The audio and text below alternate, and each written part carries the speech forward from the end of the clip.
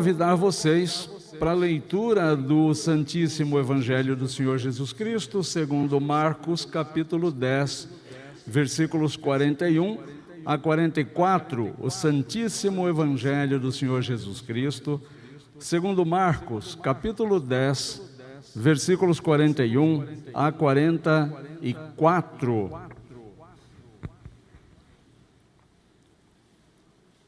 Assim escreveu o evangelista, Marcos 10, 41 a 44. Ouvindo isto, indignaram-se os 10 contra Tiago e João. Mas Jesus, chamando-os para junto de si, disse-lhes: sabei que os que são considerados governadores dos povos têm-nos sob seu domínio, e sobre eles os seus maiores exercem autoridade. Mas entre vós não é assim, pelo contrário.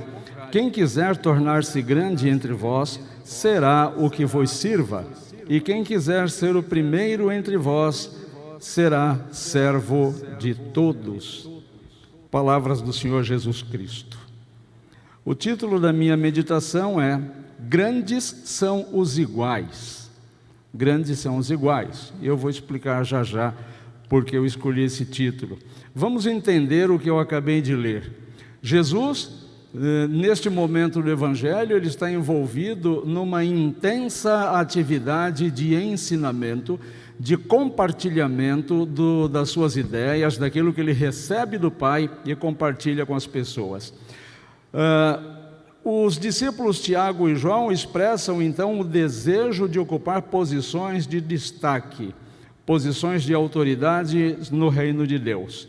No capítulo 10, Jesus, nesse ínterim, está falando sobre divórcio. Jesus está falando sobre as crianças e abençoando as crianças. Jesus está respondendo perguntas dos fariseus. Jesus também está falando da sua própria morte e ressurreição. E neste contexto, em que Jesus está extremamente ocupado em compartilhar a palavra de Deus com as pessoas, Tiago e João interrompem o mestre e pedem ao mestre que eles ocupem um lugar de destaque, um de um lado, outro do outro, no reino messiânico de Jesus, que eles esperavam que Jesus finalmente estabelecesse. Isso acontece a partir do versículo 35. Eles se aproximam de Jesus com este pedido e pedem que Jesus lhes conceda essa benesse, esse status, porque estavam acostumados com o mundo hierarquizado. Então Jesus reúne os discípulos, porque os demais discípulos ouviram Tiago e João fazendo esse pedido e ficaram incomodados com a atitude do Tiago e do João. Eles então, Jesus percebendo que os discípulos ficaram incomodados, reúne todo mundo e começa então a ensinar mais diretamente os seus discípulos que no reino de Deus não existe a hierarquização que os seres humanos praticam. Jesus diz que no mundo secular, vamos dizer assim, existem as pessoas que dominam sobre as outras, e acima destas, há outros que dominam sobre elas. E isso não acaba nunca, né? Sempre tem alguém em cima que manda em alguém que está mais embaixo.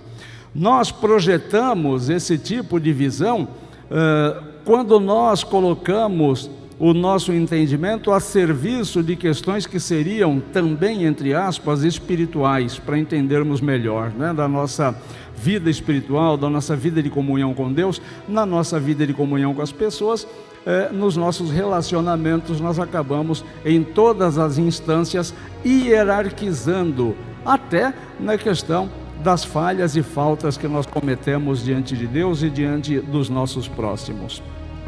Jesus está ensinando um princípio fundamental neste trecho do Evangelho, fundamental para o cristianismo. E talvez Jesus esteja falando aqui do conceito mais difícil de ser alcançado pelo cristão. O conceito, talvez um dos conceitos mais difíceis de ser pelo menos demonstrado pelos cristãos que o estão perseguindo, o estão buscando, que é o conceito humildade. Humildade.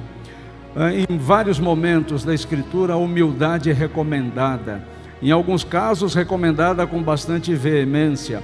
Jesus está ensinando que o serviço desinteressado e a humildade são virtudes que precisam estar presentes na vida do crente, na vida do cristão, na vida da pessoa que se diz em comunhão com Deus. Então, só neste ensinamento de Jesus, nós já poderíamos perceber uma espiritualidade em forma de uma letra L, na vertical, quando nós temos comunhão e interação com o nosso Deus. E na prática, o resultado desta comunhão na horizontalidade das relações, na medida em que nós nos relacionamos com as pessoas. Somente aí é que acontece o poder transformador do Evangelho, na horizontalidade dos relacionamentos. A divulgação, o compartilhamento do Evangelho não foi permitido nem concedido a nenhum ser espiritual, nenhum anjo, absolutamente ninguém recebeu esse privilégio de praticar as realidades, as vicissitudes do Evangelho. Só nós, os cristãos, os chamados, os transformados, recebemos de Deus esse poder maravilhoso de servir as pessoas.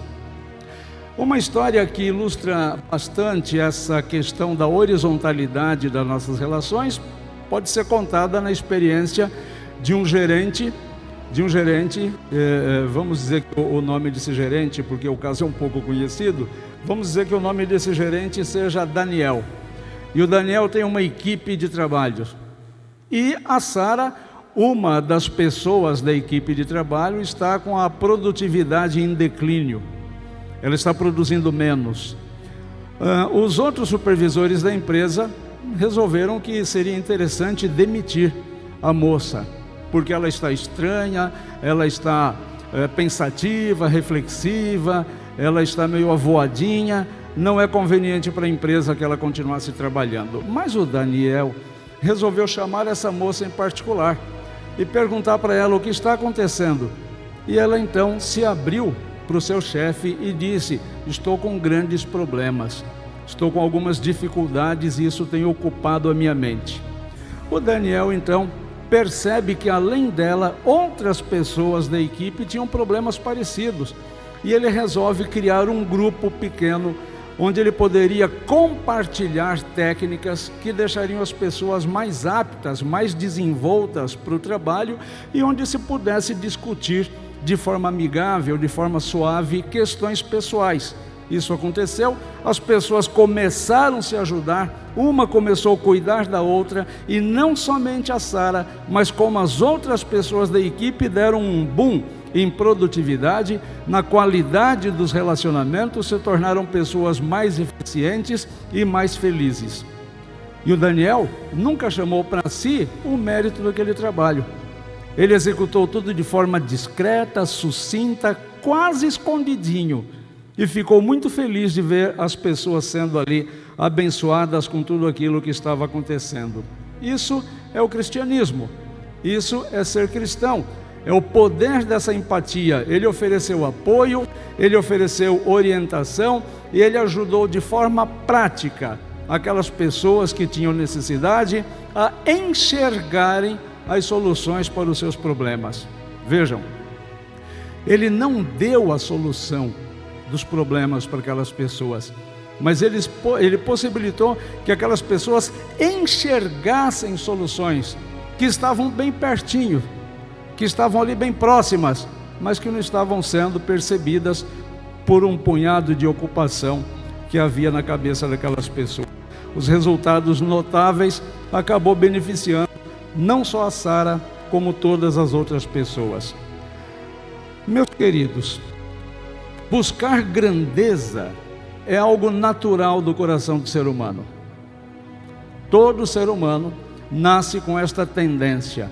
Essa busca pela grandeza, esta busca pela notoriedade, esta busca em querer se destacar, faz parte do nosso DNA emocional. E como todos os outros sentimentos, foi Deus que colocou isso no nosso coração. Então isso é bom. Querer se destacar é bom. Querer estar em notariedade é bom também. O que é inadequado é que, na maioria das vezes, nós usamos este sentimento bom que Deus colocou no nosso coração de forma equivocada. E queremos ser notados e percebidos por outras coisas. E é assim que nós vivemos a nossa vida o tempo todo. Nós queremos ser os mais inteligentes, queremos ser os mais poderosos, queremos ser os mais eficientes, nós queremos ser os que falam melhor, nós queremos ser os que produzem mais, nós queremos ser os mais fortes, nós queremos ser os mais bonitos. Bênção reservada somente para alguns poucos, né? Que a maioria de nós é bem feinha. Mas as pessoas querem sempre mais e mais e mais, se destacarem mais. Mas não há esse mesmo esforço em querer se destacar no servir, no ser útil, no oferecer-se no lugar do receber. Isso também aparece em todos os níveis do nosso relacionamento, até e principalmente e a partir da nossa casa, dentro do nosso lar. Então, eu não tomo a iniciativa, por exemplo, de arrumar o meu quarto, mas eu espero que alguém me sirva fazendo isto no meu lugar. E eu fico muito bravo se alguém não o fizer no meu lugar. Isso aí o exército ensina, né, Mauro? O exército ensina o cabra a arrumar o seu quarto bonitinho, até com a reguinha. Quem dera todos pudessem passar pelo exército. Mas aqui no Brasil nem todos têm esse privilégio. Então, nós queremos que alguém nos faça a refeição. E nós ficamos muito bravos se alguém não cumpre o nosso horário nos fazendo a refeição.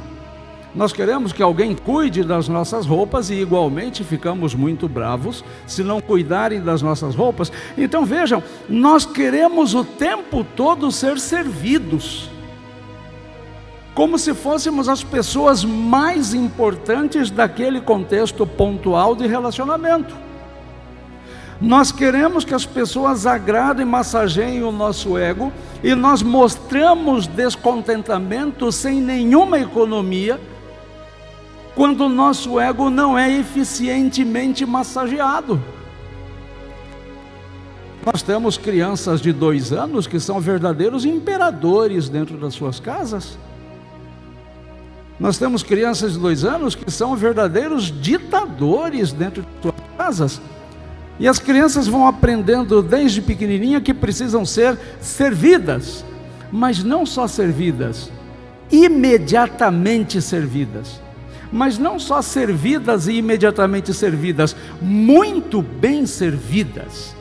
E isso vai fazendo com que o ser humano, a pessoinha, cresça com este conceito impregnado em sua mente. Esse conceito ela projeta para a sua vida social.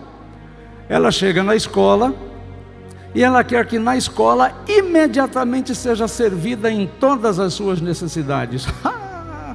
Vá um professor pedir para desligar o celular. O aluninho chama SWAT para o professor. Vá pedir para desligar o celular. Vá pedir para ir caminhando meio quarteirão da sua casa até a escola. Faça isso para ver. Diga que não vai levar a figurinha de automóvel parar em fila tripla, não é nem dupla, né? Parar em fila tripla para a bencinha descer com segurança. Pastor, mas eu faço isso com medo. O senhor sabe, né? A segurança é perigoso, o sequestro. Realmente. Aqui em Tupã, por exemplo, o nível de crianças sequestradas é assustador. A gente não dá conta, perde a conta, né? Quantas crianças são sequestradas por dia, de um quarteirão para o outro. Mas isso vai sendo projetado para outros níveis de relacionamento, inclusive para os relacionamentos sentimentais, emocionais, afetivos, namoro, noivado, casamento. Quem participou do Aliança viu bem o que aprendeu lá.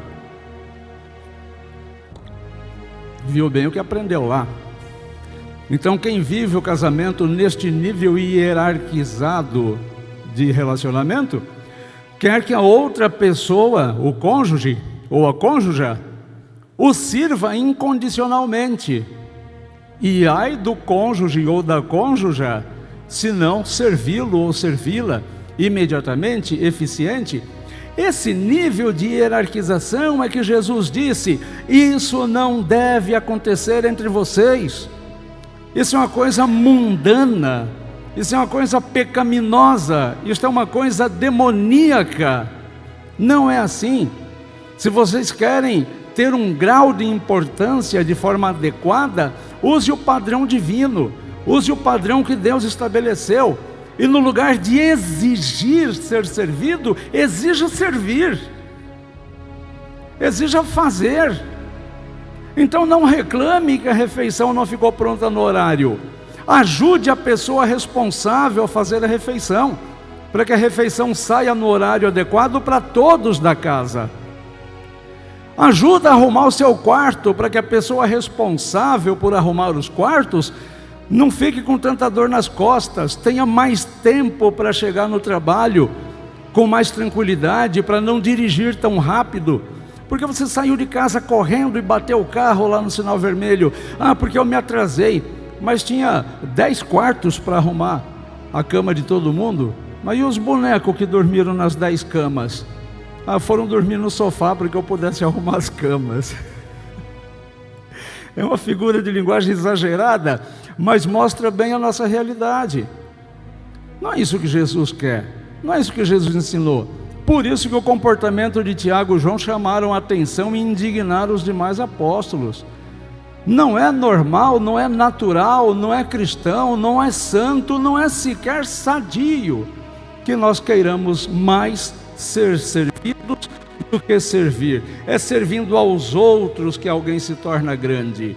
E nesta forma, os grandes são iguais. Os grandes são iguais, porque eles não olham para outra pessoa de cima para baixo. Eles não olham para outra pessoa como alguém que vai servi-los, mas eles olham para outras pessoas como oportunidades de exercitarem, de executarem o amor cristão. Quantas chances durante o dia nós perdemos de fazer alguma coisa por alguém? E é por isso que eu digo, servir a Deus só é possível na horizontalidade. Você só serve a Deus quando você ajuda alguém. E quando você ajuda alguém, despretensiosamente, não sendo pago por isso, não recebendo elogios por isso, não sendo declarado e anunciado: olha aqui o que esta pessoa fez por aquela. Não, no anonimato, deixando que o nome do Senhor seja glorificado. E é isso que o próprio Jesus disse: assim resplandeça a tua luz, para que vejam as tuas boas obras, mas que glorifiquem o teu Pai que está no céu. É isso que Jesus diz. Que a tua luz brilhe como pessoa que serve, e que as pessoas realmente comentem das coisas boas que você faz para as outras, mas que os elogios sejam sempre para o Senhor, para Deus, para o Pai. Jesus não nega o desejo que nós temos de notoriedade. Jesus, que colocou esse sentimento no nosso coração, não ia negar a sua própria obra. Ele apenas aponta para um caminho onde nós menos imaginamos de encontrar grandeza: o caminho da submissão, o caminho do serviço. Uma coisa que sempre me preocupou, quando eu estou conversando com alguém e eu termino o diálogo e vou seguir o meu caminho, quais os sentimentos e emoções que eu despertei nesta pessoa que eu deixei ali? Eu deixei esta pessoa de quem eu me afastei feliz, esperançosa ou irada e amedrontada? Por isso, de novo, as Escrituras: não saia da vossa boca palavras que não sejam para edificação. Quero trazer à memória somente aquilo que pode me dar esperança. Seja o vosso sim, sim, e o vosso não, não, porque o mais ou menos é de procedência maligna. Esse serviço, entretanto, não se limita a cultos de oração.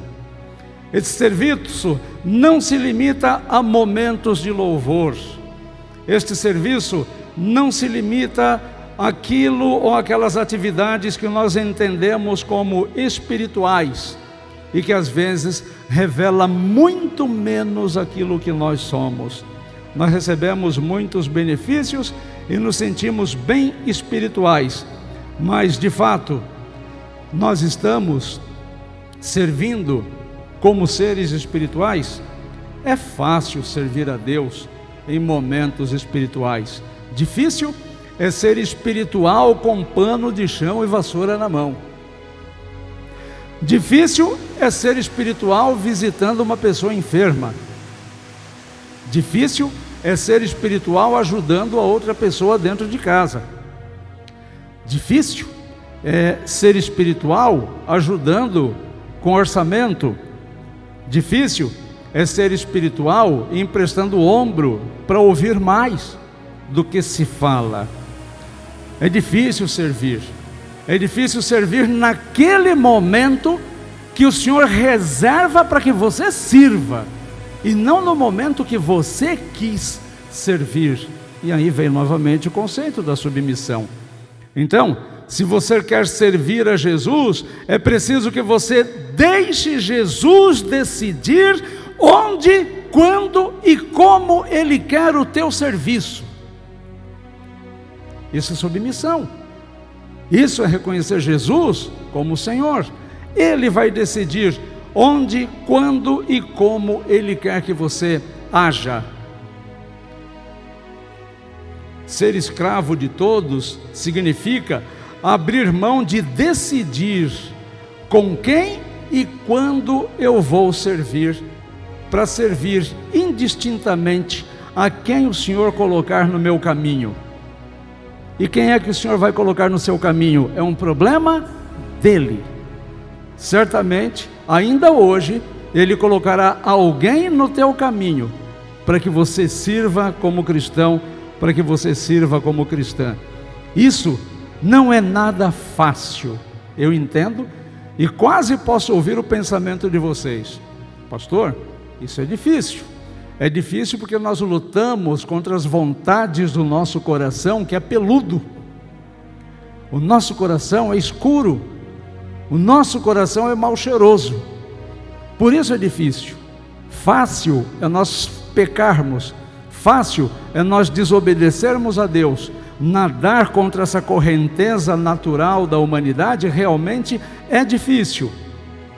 Então, eu só poderia encerrar deixando uma pergunta para inquietar o teu sono desta noite.